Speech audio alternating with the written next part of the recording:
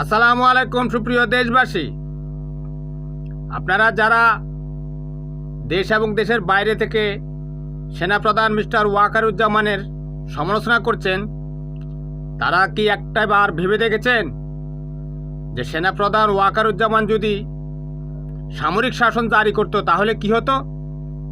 ওই যে শেখ হাসিনা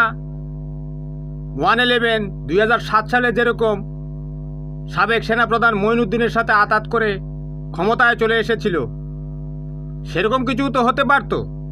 হয়তো আমাদের জুনিয়র যে দেশপ্রেমিক অফিসাররা তারা সেটা মানত না, কিন্তু এতে তো রক্তারক্তি হওয়ার সম্ভাবনা ছিল। কারণ জুনিয়র অনেক অফিসার ক্যান্টনমেন্ট থেকে এপিসি নিয়ে জনগণের সাথে, ছাত্র জনতার সাথে একাত্মতা ঘোষণা করার জন্য তারা বীর দর্পে এগিয়ে এসেছিল। কিন্তু সেনাপ্রধান মিস্টার ওয়াকারুজ্জামানও তো জনগণের পক্ষই নিয়েছিল, তাই না? সে তো শেখ হাসিনার পক্ষ নেয়।